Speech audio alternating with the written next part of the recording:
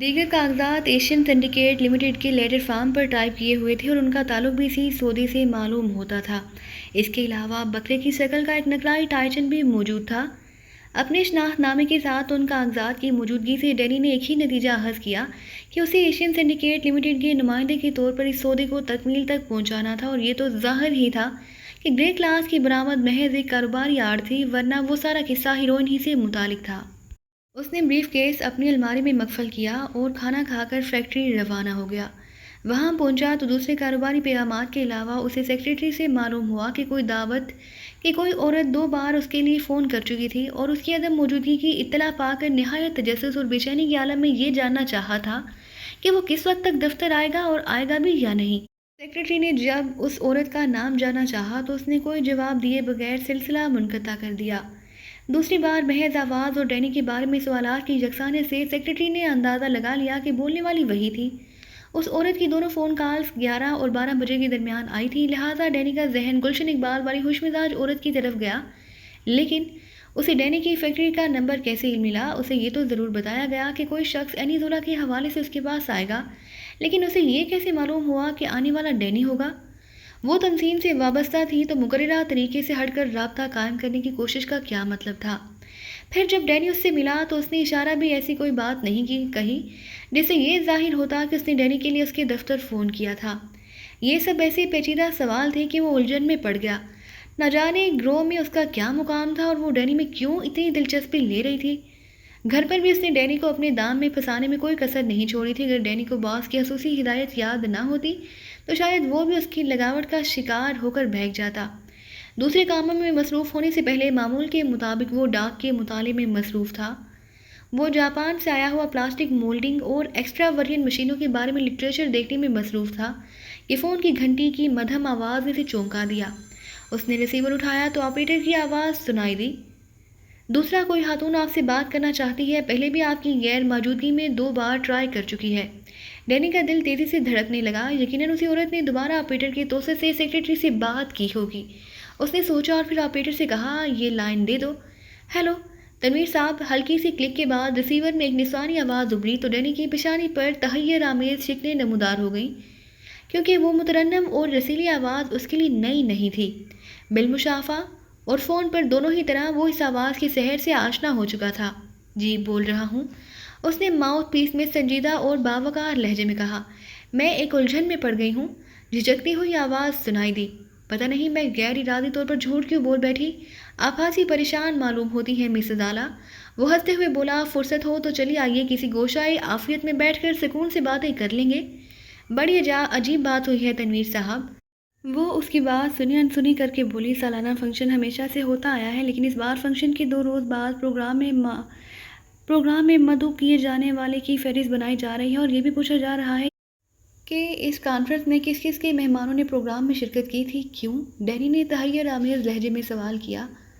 پتہ نہیں، یہ ساری قوائے فنکشن کی استقبالیہ کمیٹی کا سیکریٹری کر رہا ہے۔ مجھے 20 کارڈ دیے گئے تھے، میں نادانستگی کا تذکرہ گول کر گئی اور اس سے ایک کارڈ ضائع ہونے کا بہانہ بنا دیا۔ ڈینی وہ خبر سن کر تشویش میں مبتلا ہو گیا، مگر بظاہر بولا، اوہ تو اس جھوٹ کی الجھن ہے تمہیں؟ بے عیال وہ اسے اپنے آپ کی بجائے تم سے مخاطب کر بیٹھا۔ خیال آیا تو ذہن سے نکل چکا تھا، مگر اسے خوشی ہوئی کہ غزالہ نے اس انداز تخاطب پر کوئی اعتراض نہیں کیا تھا، یا بالالفاظ دیگر وہ بے تکلفی قبول کر بیٹھی۔ لہٰذا لحظہ بھر کے توقف کے بعد اس نے اپنی بات جاری کرتے ہوئے کہا، مگر اس جھوٹ کی کیا ضرورت تھی تمہیں؟ آپ نہ جانے میرے بارے میں کیا سوچیں گی؟ غزالہ کی آواز حفت آمیز تھی۔ اس روز آپ نے اپنے رویے میں جو تبدیلی کے بارے میں مجھے اور آبدہ کو بتایا تھا، مگر یہ میرے ذہن سے چپتی رہی کہ شاید مہمان خصوصی کی تقریر شروع ہوتے ہی آپ پریشان ہو گئے تھے، لہٰذا میرے منہ سے غیر ارادی طور پر ایک جھوٹ نکل گیا، جسے نبھانے کے لیے مجھے ایک کارڈ گم ہونے کا عذر تراشنا پڑا۔ ڈینی کے کان کھڑے ہو گئے۔ اس نے اپنی دانست میں دونوں لڑکیوں کو موقع پر ہی مطمئن کر دیا تھا، لیکن غزالہ بہت چالاک معلوم ہوتی تھی۔ اس نے ڈینی کا بہانہ سن ضرور لیا تھا، اس کا ذہن معاملے کی تہہ تک پہنچ گیا تھا۔ اب وہ مزید بات غزالہ کے شعبے کو تقویت نہیں دینا چاہتا تھا، مگر ساتھ ہی وہ بے چین ہو گیا کہ آخر استقبالیہ کمیٹی کا سیکریٹری یہ نئی تشویش کیوں کھلوا رہا ہے؟ چلو میں بھی اسے نبھا لوں گا، وہ ہنستے ہوئے بولا۔ پتہ نہیں تمہیں کیا وہم تھا، ورنہ میری دانست میں سچ بولنے میں کوئی حرج نہیں تھا۔ اوہ اصل بات تو ابھی سنی ہی نہیں آپ نے۔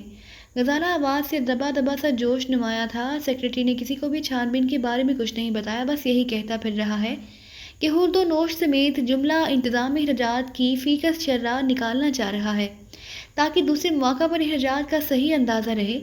آبدہ کی کلاس میں پڑھتا ہے، ان میں خاصی دوستی ہے۔ مجھے اس لیے پتہ چلا ہے کہ سیکرٹری ساری تفصیلات سکندر علی کے اما پر حاصل کرنا پھر رہا ہے۔ ڈینی کا دل اچھل کر حلق میں آ گیا۔ تو کیا باس کو اس کی موجودگی کا احساس ہو گیا تھا؟ وہ بمشکل اپنے لہجے میں لا تعلقانہ بے پرواہی قائم کر سکا۔ سکندر علی کون ہے؟ بھول گئے؟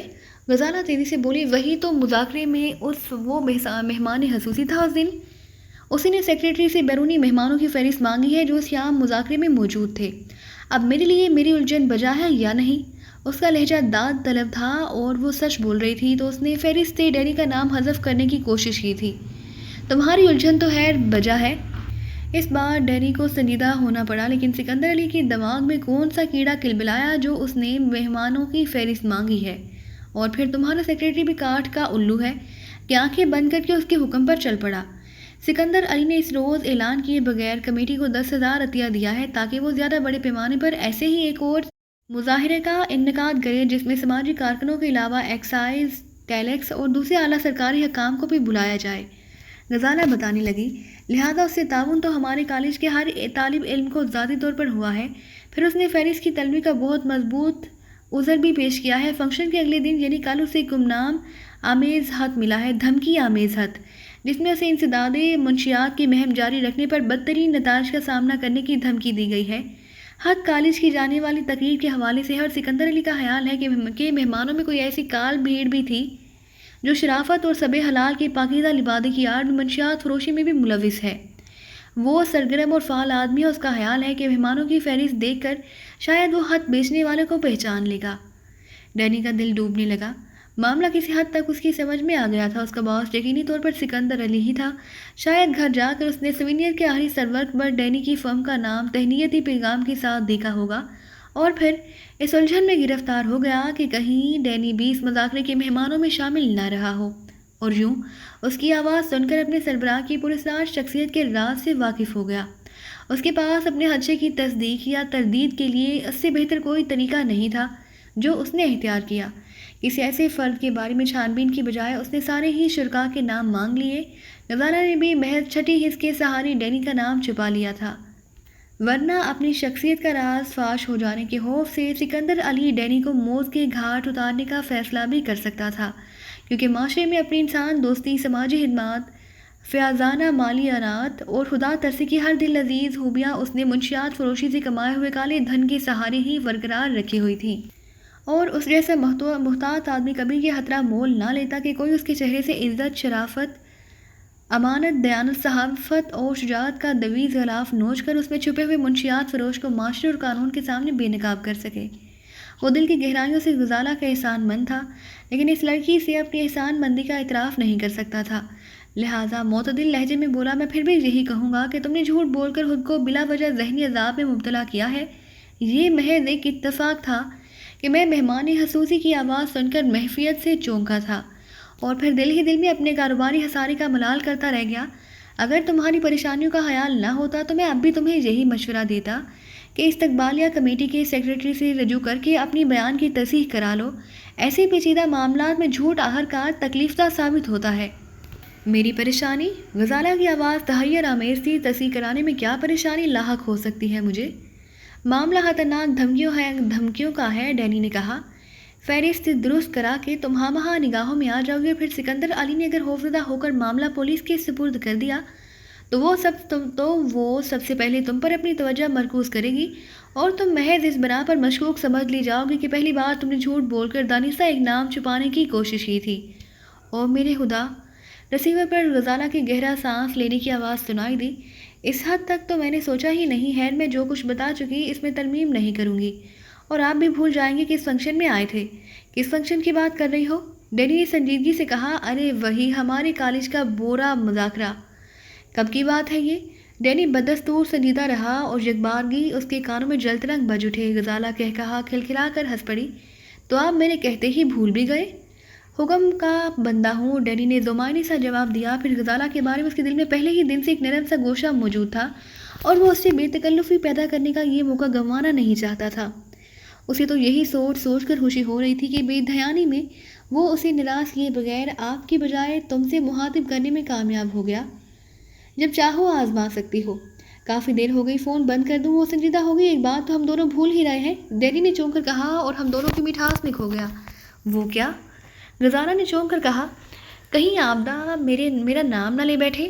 ڈینی نے خدشہ ظاہر کیا۔ وہ اپنی دنیا میں کھوئی رہنے والی ایک بے ضرر سی لڑکی ہے، اسے خبر ہی نہیں کہ میں نے کیا لکھوایا ہے۔ نہ وہ فہرست دیکھے گی، نہ وہ منہ کھولے گی۔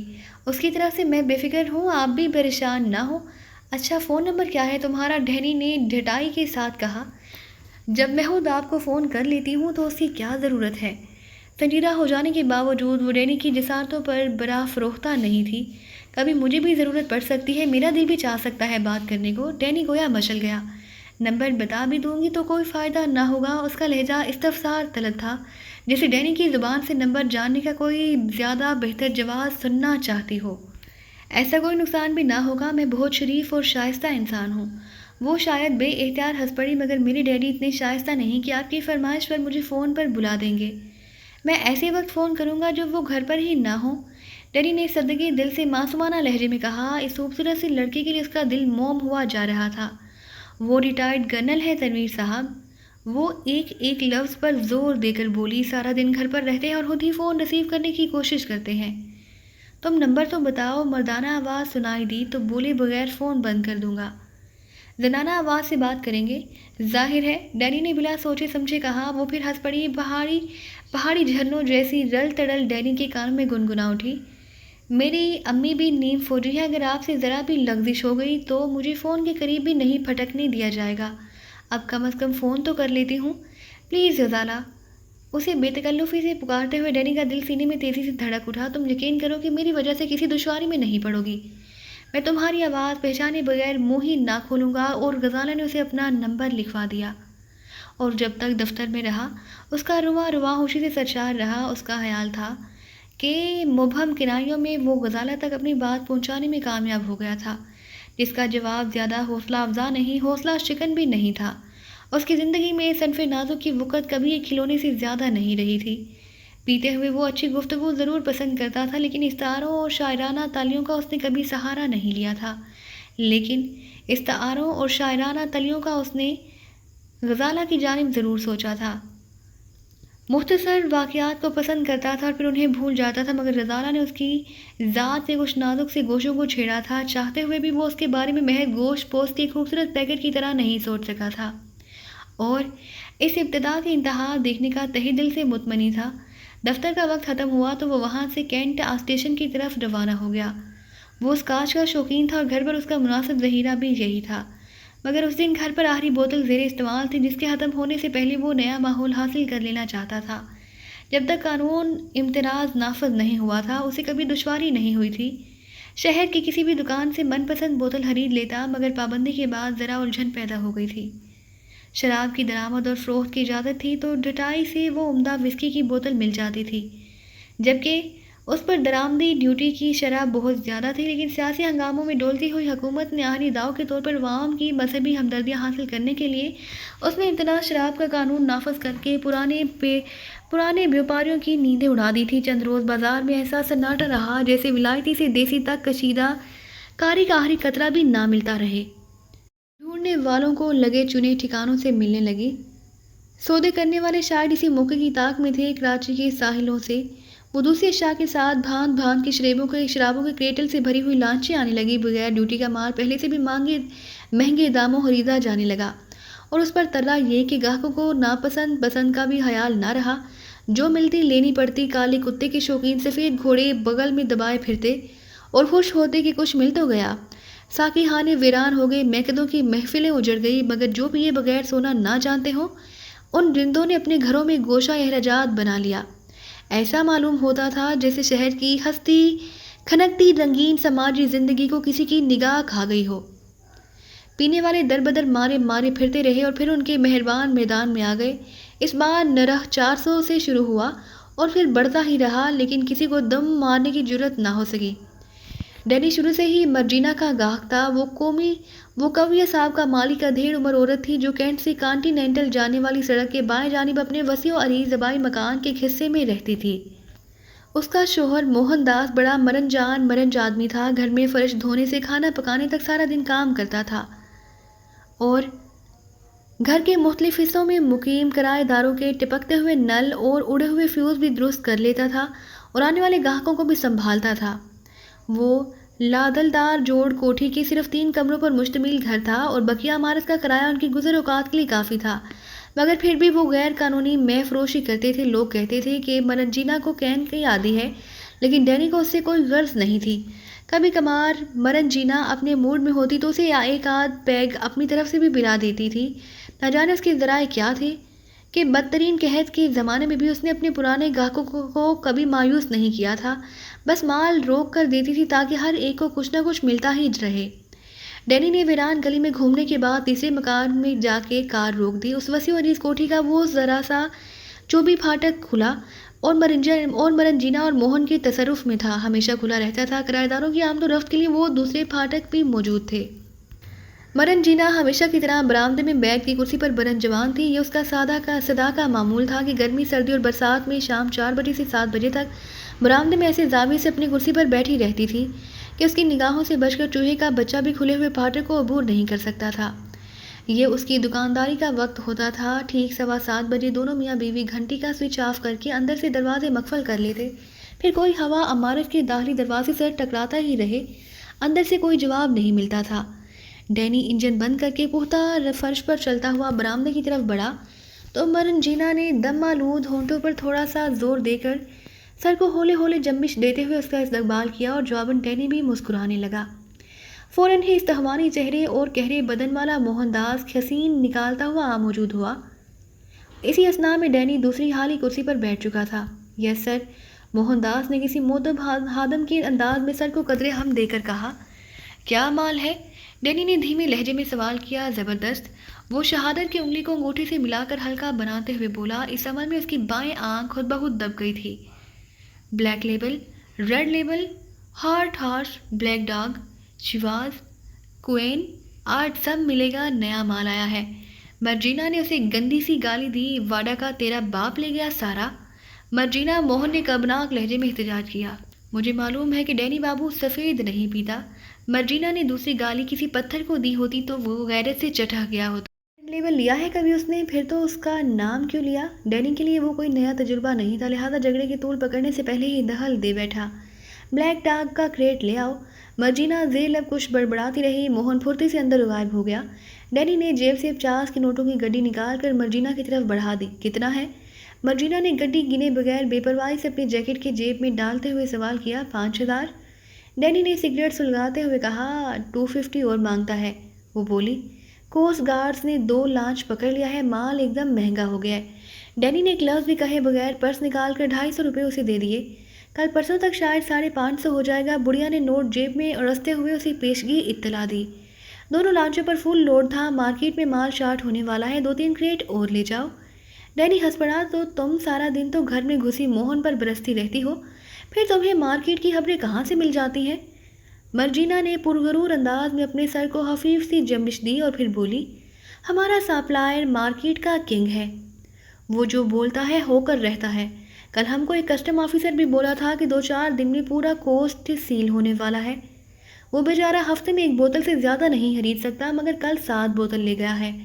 डैनी की पूरी बात होने से कबल उठ गया क्योंकि मोहन अखबार में लिपटा हुआ गत्ते का वजनी कार्टन उठाए बाहर आ रहा था। उसने कार्टन डिग्गी में रखवाया और वहीं से हाथ हिलाकर मर्जीना को अलविदा कहता हुआ रवाना हो गया।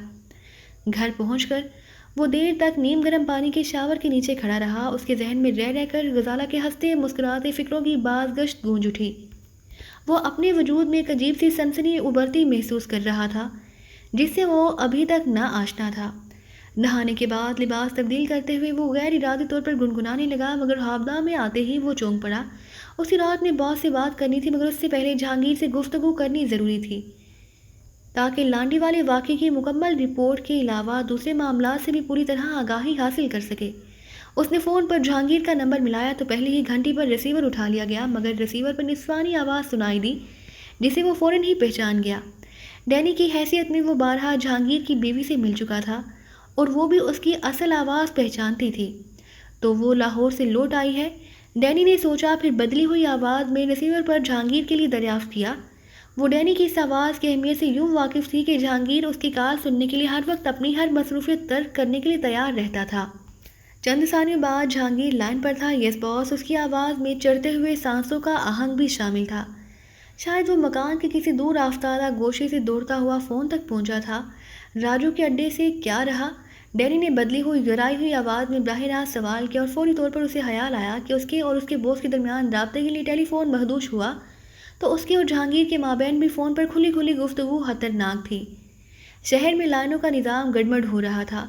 उनकी गुफ्तगू में कोई भी तीसरा क्रॉस कॉन्टेक्ट हो सकता था और अगर वो खामोश रहता तो उनके इल्म में लाए बगैर पूरी गुफ्तगू सुन सकता था। सातों ने इतराफ़ कर लिया है, जहांगीर कह रहा था, और उसकी निशानदही पर 2 मुलजिम और पकड़े गए हैं। सातों ने इतराफ़ कर लिया है? डैनी तहय्युर ज़दा लहजे में गिराया, मगर तुमने तो कहा था कि वो गैर मुतल्लका आदमी थे। यस सर, जहांगीर की आवाज़ सुनाई दी। लावारिस लफंगों से किसी भी किस्म का इतराफ़ कराना पुलिस के लिए बाएं हाथ का खेल होता है। जो पकड़े गए उनमें से किसी की भी पुष्ट पर मजबूत हाथ नहीं है, लिहाजा तशद्दुद दिलाने के बाद उन्हें इतराफ़ पर मजबूर कर दिया गया और हमारे आदमी महफूज हैं। वो खुद भी अपने मसाइल बरोए कार ले आते हैं। पुलिस मुनज़्ज़म हमले की बजाय शराबियों के बाहमी तसादुम के इम्कानात की रोशनी में तफ्तीश कर रही है। गुड। डैनी की गराहट तहसीन आमेज़ थी। मैं चाहूँगा कि तुम पसी पर्दा रहकर गिरफ्तार होने वालों के घरानों की माली इमदाद करते रहो।